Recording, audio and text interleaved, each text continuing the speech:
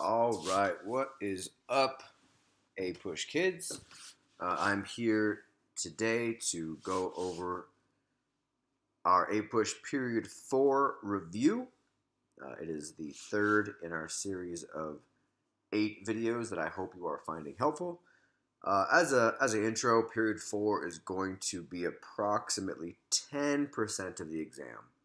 So while it's super intense and in-depth, and covered a lot of really important stuff, it weighs actually the same as Period 2 does. So I say that to you not so that you take Period 4 lightly, but rather the opposite, that you make sure you're really well versed with Period 4, because there's a lot of it, and you don't know what exactly they're going to be asking that's going to add up to 10%. So as an intro, as a heads up, it's going to cover the years from 1800, of course, with the election of Jefferson, and the peaceful transfer of power from the Federalists to the Democratic Republicans, all the way through to 1848, with what we can consider the culmination of the antebellum or pre-Civil War reform movements with the Seneca Falls Convention. A whole bunch of important stuff, Virginia dynasty of presidents, Jefferson, Madison, Monroe, War of 1812, and with it the dawning of the market revolution and the era of good feelings. The Missouri Compromise, our first real big compromise post-Constitution regarding slavery. The rise of Jackson and Jacksonian democracy. And, of course, the antebellum reform movements that come off of the Second Great Awakening. So buckle up. We got a lot to get to today. And let's get going. Cool. So from a big ideas standpoint, 3 things. I wanted to keep these as limited as possible to really get your mind around what's really taking place in Period 4. The first is the Democratic-Republican regime.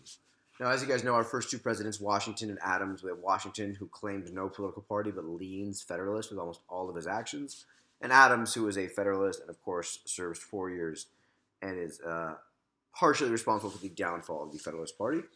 After those 2 dudes, we get a long series of presidents that are either Democratic Republicans, or you can call them Jeffersonian Republicans, or just Democrats. For today, we'll go with just Democratic Republicans. And it's going to stay that way all the way into the 1830s and 40s before we finally see the rise of a new party with the Whigs.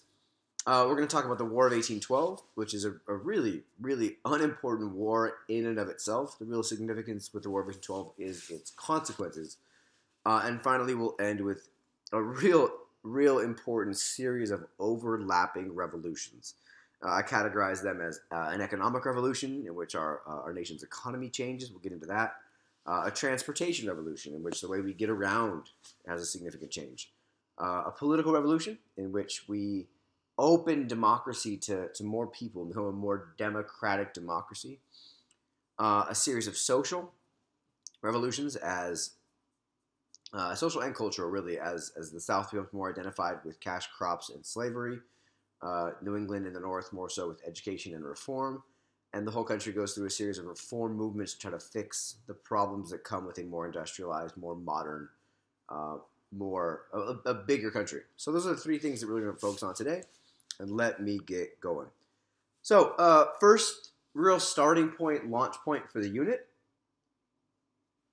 is the election of 1800. Now, we have Adams running for re-election, despite his relative unpopularity, for a couple reasons. Reason 1, he's not Washington. It's always hard to follow a legend.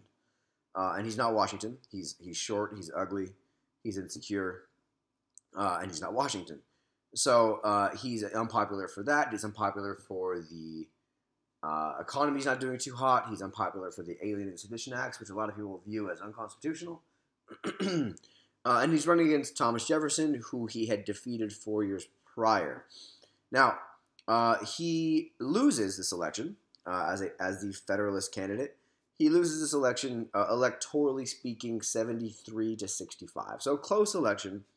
And in the election, we can really start seeing some semblances here of sectionalism. New England is going to side Federalist, not shocking at all.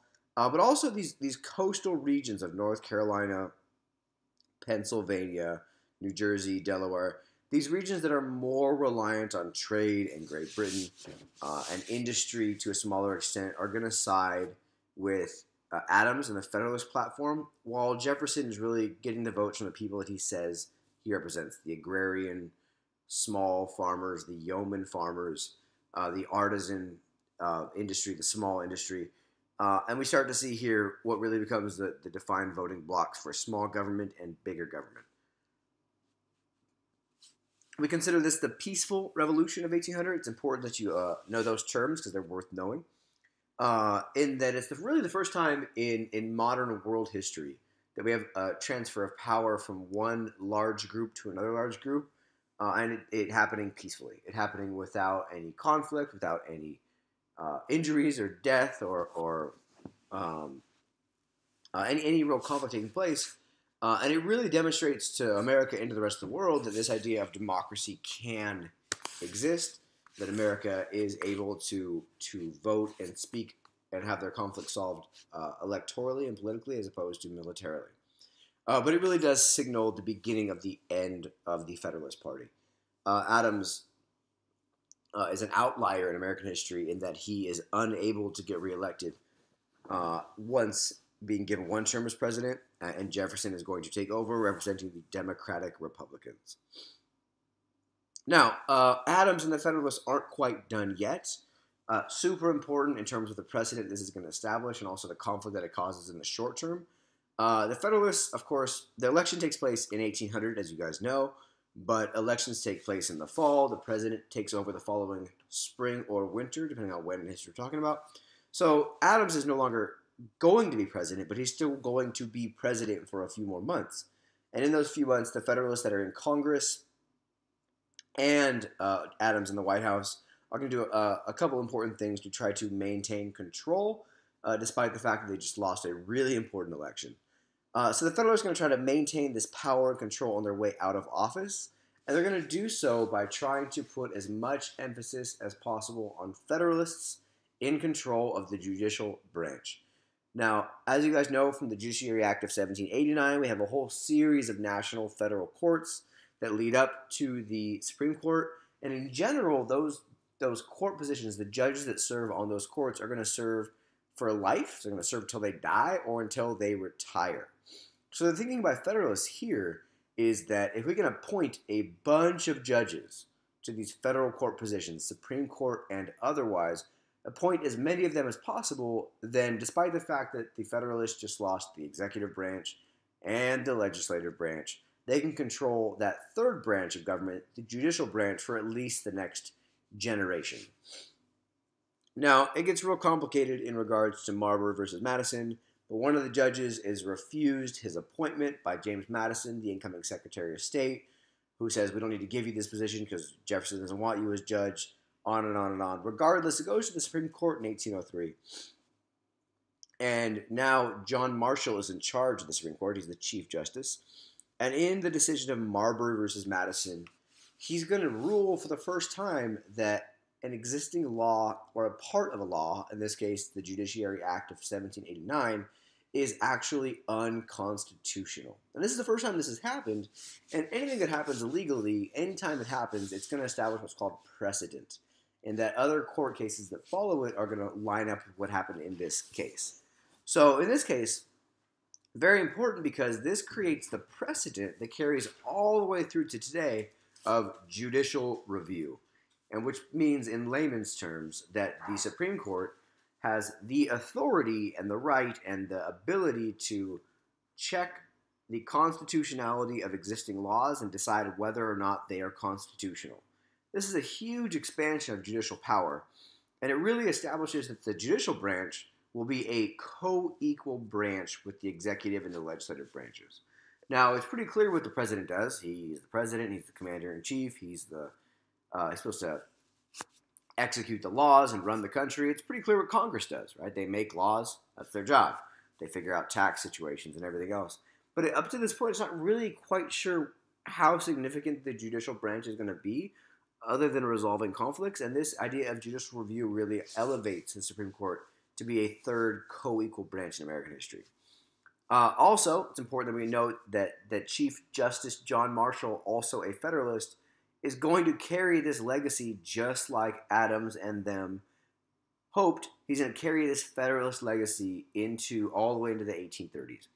And that despite the fact that the Federalists will have been gone by then for 20, 30 years, depending on how you measure it, there still is this Federalist authority influencing the government on behalf of the judicial branch. Now, if we're going to talk about Chief Justice John Marshall for a little bit, he's going to serve as Chief Justice from 1801 to 1835.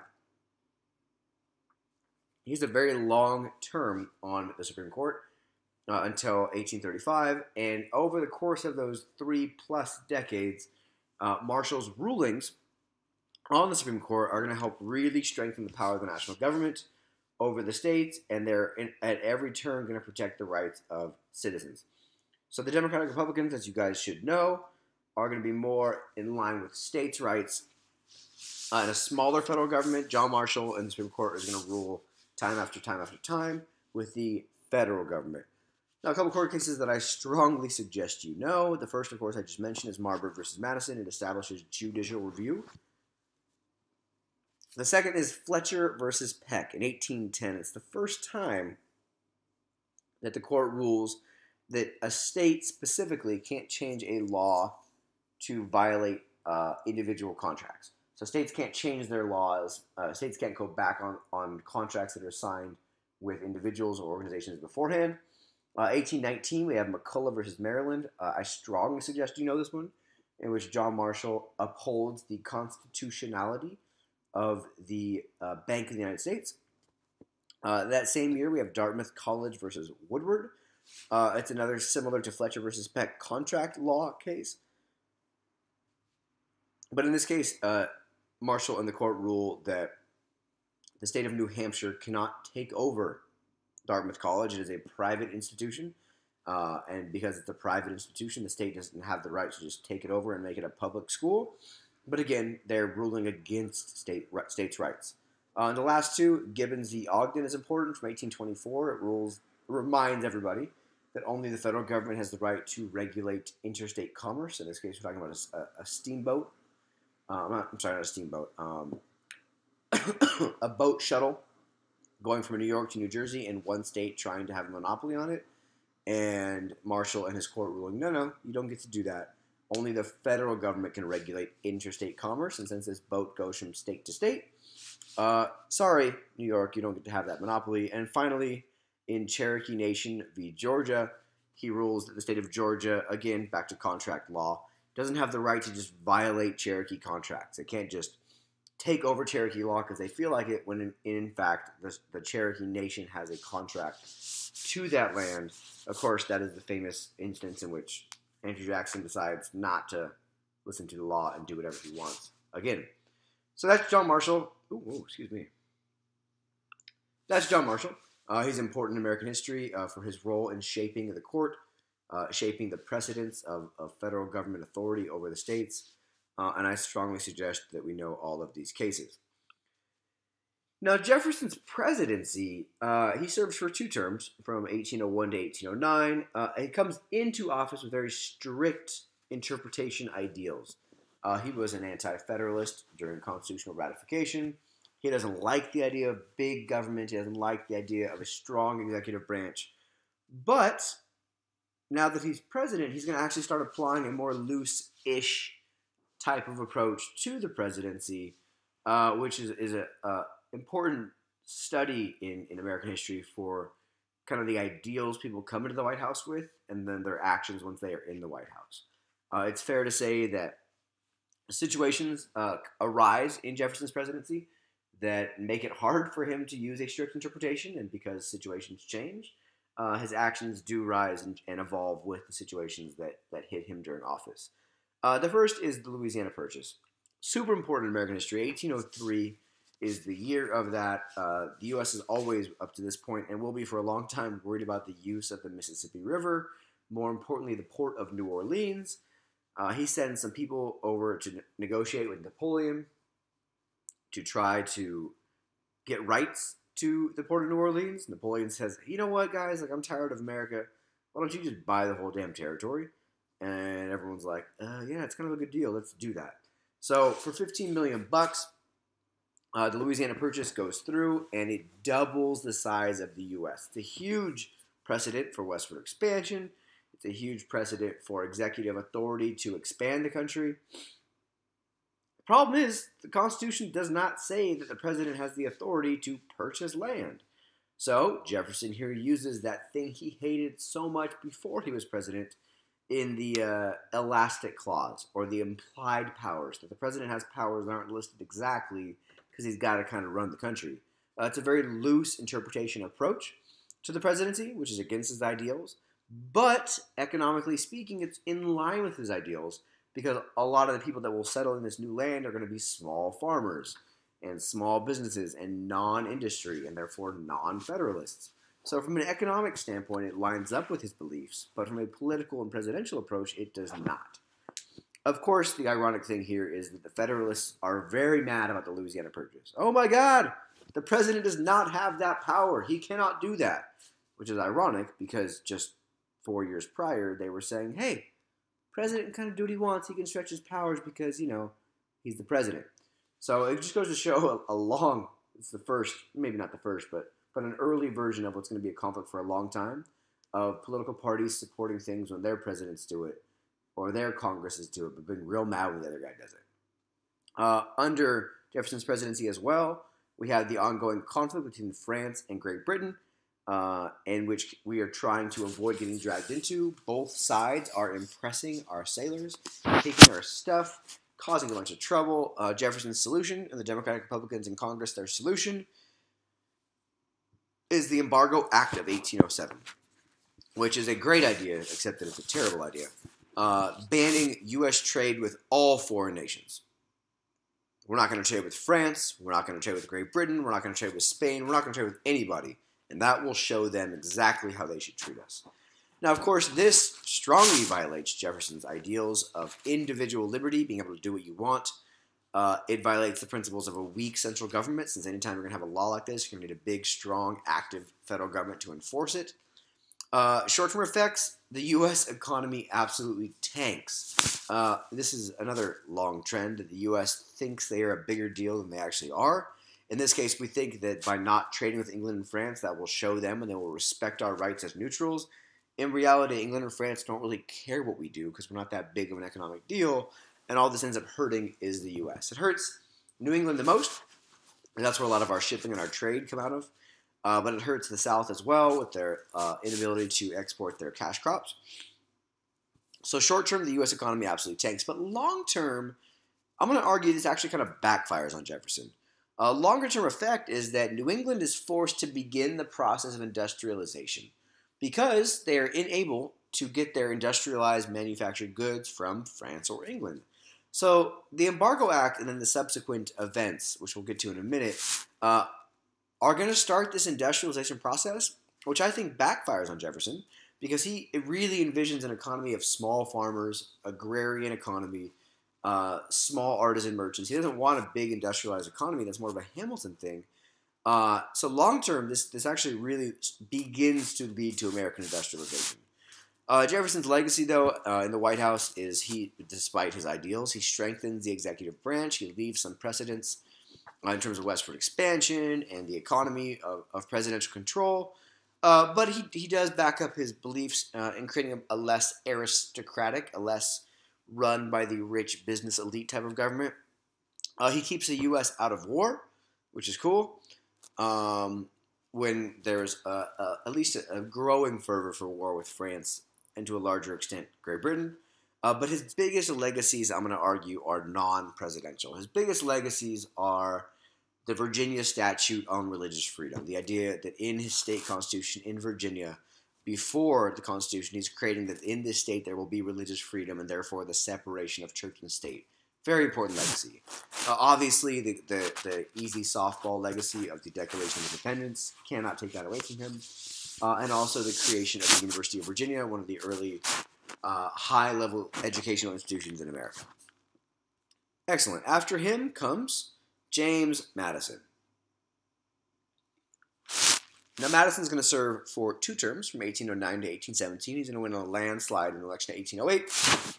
He's very, very uniquely well qualified to be the President of the United States. I would argue that James Madison is as qualified, if not more qualified, than any other president America has ever had. He is known as the father of the Constitution for his role in writing the Virginia Plan, which becomes the foundation for the Constitution, and his role in creating the Constitutional Convention and running things. He wrote the Federalist Papers, playing a secondary role to Hamilton, but he still wrote a solid chunk of Federalist Papers, which do a very in-depth job of interpreting the Constitution. He authors the Bill of Rights, and then later he kind of switches roles, and he argues for more of a states' rights position, and writing with Jefferson the Kentucky and Virginia resolutions, arguing against the constitutionality of the Alien and Sedition Acts. So he's played a huge role in the constitutional period. He is a Democratic Republican, and like many early presidents, he was formerly a Secretary of State. So, super qualified dude, knows what he's doing, knows the system of government, and he is, of course, Jefferson's hand-picked successor in the White House. Now, under him, we see the issues of impressment continuing. Jefferson has not solved this impressment problem with his famous Embargo Act. We still have the Napoleonic Wars happening in Europe. The solution is some evolving aspects of embargoes, the Non-Intercourse Act of 1809 and Macone's Bill No. 2 in 1810, that are both designed to have France and Great Britain honor our rights as neutrals. Neither really works. We're also seeing a growing problem on the frontier. A lot of our westward expansion is being thwarted by conflicts with the natives in the Mississippi River Valley, in the Ohio River Valley. And the thinking here is that because the British never left their forts in the Northwest and in the Ohio River Valley and along the Mississippi, that they're the ones stirring up trouble with the natives. They're the ones selling the natives alcohol and guns and encouraging them to cause trouble. And there's a series of native wars that are going to take place. And all of this together, impressment and native conflicts and lack of free trade, is going to lead to the War of 1812. Now, War of 1812 is, I'm not going to say unimportant, but the war itself, nothing is decided. We have this series of new, younger congressmen that are going to be called war hawks. People like Daniel Webster, Henry Clay, John Calhoun, that are younger Democratic Republican leaders that want to be more aggressive. They want to seize Canada. They want to invade and take over Canada. They want to take over Florida. They want to stop impressment. They want to protect American trade, and they want to push America westward. So all the Democratic, not all, but a good majority of the Democratic Republicans are really on board with the war. But the Federalists of New England are very anti-war, despite the fact that the war is declared with the ideas of protecting free trade, ending impressment, and stopping Western Indian agitation. The New England Federalists are never on board with the war. They vote against the war in Congress. And to the point where even during the war, they hold what's called the Hartford Convention, which is infamously kind of the last nail in the coffin of the Federalists. They are seen as unpatriotic for not supporting a war and for going so far as to propose changes to the Constitution because they're not getting their way in the government anymore. It's funny that the things they don't like are the exact things that benefited them when they were in power, such as limiting the president to one term, rotating the president through the states, so each state would have a chance for a president and they would rotate through there. And once this news comes out, they're seen as the unpatriotic people that weren't getting their way, and that really is the end of the Federalist Party. The war ends in 1814 with the Treaty of Ghent, but the treaty itself doesn't address U.S. neutrality, it doesn't address free trade, it doesn't address impressment, but it does get the British out of our Western territories, which in theory will stop the British support for Western Indian agitation. That goes to support my idea that this is a Western war. It's a war for Western benefit with Eastern labels. We tried to slap the labels on of free trade and impressment when in reality the war was being fought for westward expansion. The treaty is considered a treaty of status quo antebellum, which translates loosely to as it was before the war. Things go back to the way they were. British are out of their forts, but a lot of the things aren't solved. Impact of the war, though, we see a huge increase in nationalism. America's proud of themselves. We've fought England twice and haven't lost twice. That's going to lead us to the era of good feelings, in which we only have one political party because the Federalists are dead. It's going to lead to industrial development, since a lot of our industrial goods are coming from England, and when we're fighting them in a war and or embargoing them, we can't buy goods from them. So we're going to start creating our own industrial goods. It's going to lead to an increase in U.S. infrastructure, as the U.S. is going to spread westward.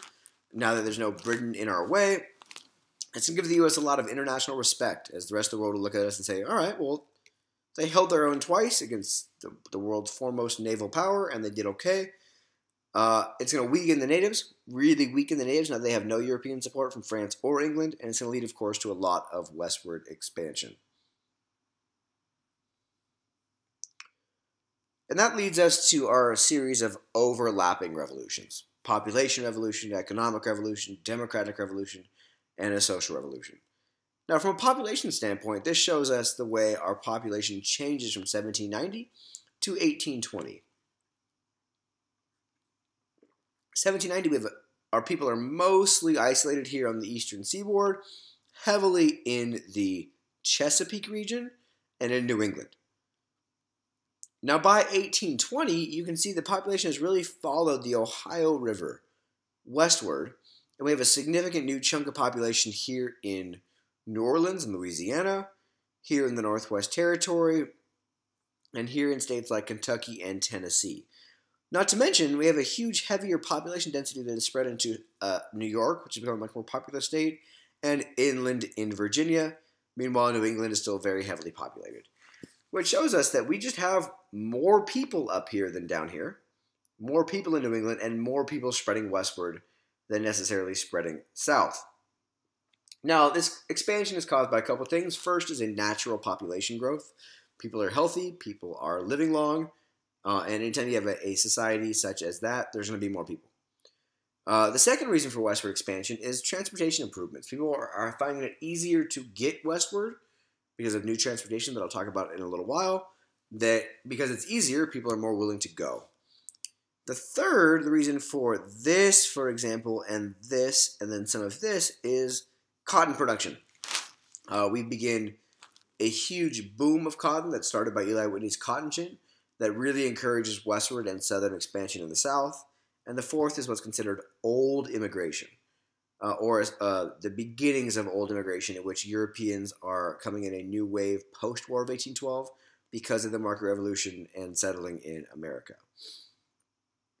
Now, all of this expansion is going to lead to conflict over the expansion of slavery, which is going to come to a head in 1820 with the Missouri Compromise of 1820.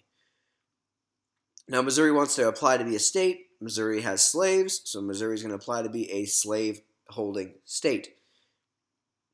The problem with that is in the Senate, we have a nice balance of slave states and free states. And if we add Missouri, that's 2 more senators that are going to vote pro-slavery, which makes the North mad. So we come up with this compromise. Henry Clay comes up with this compromise. That the first piece is that going forward for the rest of our territory, if you are above the 3630 line, free states. Below, slave states. We're going to let Missouri in. I'm sorry, this is wrong. Let me fix that for you. We're going to let Missouri in as a slave-holding state. But we're going to split off half of Massachusetts and create Maine and create a free state that will preserve the balance at 12 states each. Everybody wins. This compromise is going to last for actually over 30 years before finally breaking down with the passage of the Kansas-Nebraska Act and the Dred Scott decision.